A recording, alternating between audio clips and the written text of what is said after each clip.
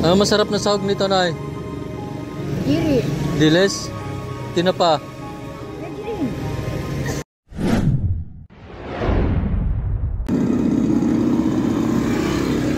Kamote, magkano? Ha? 50 to, eh? Ito pwede hati at saka hati dito? Ha? Bakit?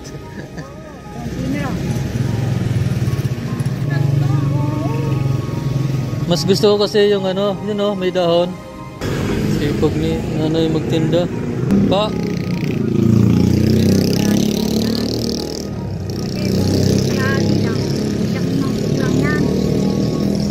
Ano masarap na sahog nito, Nay?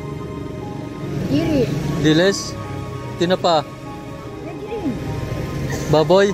Mahilig si ate sa baboy, ah. Kaya kung hindi, walang lasa sa baboy ang ganyan. Dito? O diri. Dahil. Di, masarap siguro, no? Yung medyo may taba.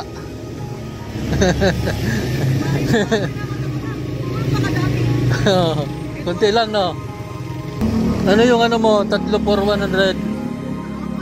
Ha, pagkuhan? Oo, maliit ang balay.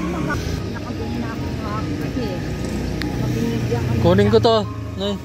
Binigyan kami na sa Hindi na yata nagtitinda yung kasama mo dito na isang, ano? alin, matanda, Oo, payat. oo. Hindi ko na nakikita. Ayun. Yung lagi niyang kasama. Yung sinanay. Namatay Oo. yung panganay niya. Ah, namatayan sila ng anak. Ito ba? Oo, yun. Yung panganay namatay. Sa kadahon? Hindi, yan lang. Sa atay. Sakit sa atay. Kawawa ang panganay niya. Nagtatanabaw sa skip ko. Ay, sa kuriti. Ah, kaya hindi na siya nakapagtinda. Ay, nagmalong siya mo. Pa? Kanya nag-anak buhay mo na dahil naan niya parang may pera, wala nang anak na ay, nay. Marami ka pang anak. Kung ganyan, hindi ba yung nasa Panginoon nyo para hindi na siya nahihirapan? Palagi kami. Tatampo siya ako. Ba't ilan ba yung anak niya? Siya. Ang dami. Ay, maganda-ganda ng mga matandaan ng bata-bata. Pero ano, wala na siyang kasama dyan sa ano. Wala siyang kasama pero marami siyang anak. Ayaw niyang nakikisama. Ba't nasa yung mga anak nun? Nasa ano? Ayaw sa Tarlac, mayroon siya na Kabalatwan, sa San Fernando, mayroon siya doon sa Bacolod. Marami, kalat-kalat. Kaya walay, no? Oo, siyempre, pag nag-asawa na sila, lalay. Buti ikaw na yung sipag mo pa magtinda, no? Ganyan. Di ba mayaman ka na eh? Ha? Di ba mayaman ka na? Ay, mayaman ako sa mga kaibigan niya. Marami na kaibigan. Malaman ako. Kahit araw-araw. Pag may nalinig, digay. Kabagay, pagka tumigil ka, mas lalo ka manghihina, no?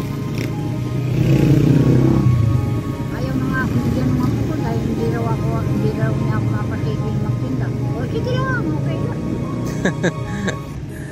Ayaw mo talaga tumigil. Ayaw ko. Nangunguha pa ako ng mga daw ng paray sa talay-iba. Oh, sarili niyong tanim yan? Hindi, binibili namin yan. Ah, binibili niyo rin? Anong kasi? Basta kala ko kung di ako lalakad sa ganyan, humihina ang katawan ko. Ilang taon na po kayo, Nay? 89. 89. Bah, sana abutin rin kami ng ganyang edad. Ay, hindi kayo mahilig sa baboy. Panay lang damong kinakain ko. Damo? Alam ko na buhok. Oo ba? Walang gisa-gisa. Gulay-gulay lang na, Nay.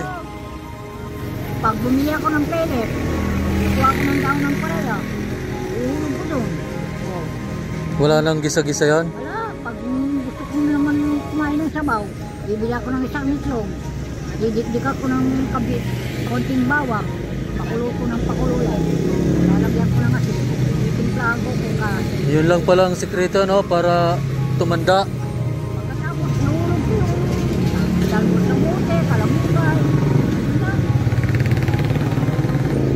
Dapat na pag nagtinda ka nito, may kasama na yung ano, dilis. Ay, ha? Kasama na dilis para Oo. pagbili, bibili na ng pangsahog. Oo nga pala.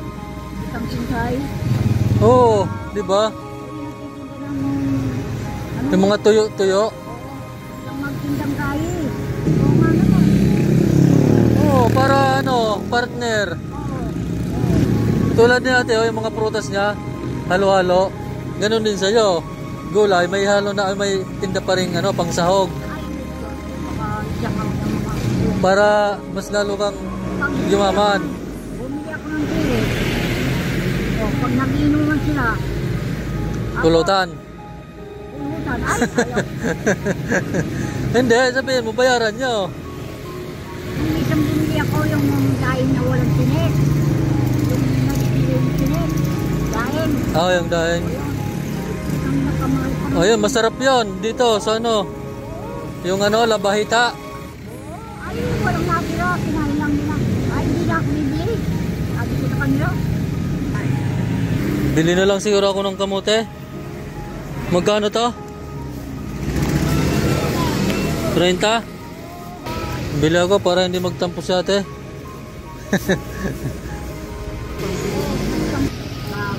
Magkapit bahay lang kayong dalawa.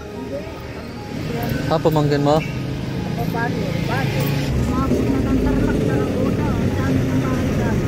Sige, Nay, ha? Salamat.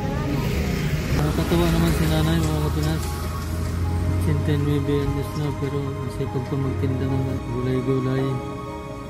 Yan naman, si nanay, may nagkapagpunto sa akin na medyo maganda-ganda raw ang buhay ng kaso.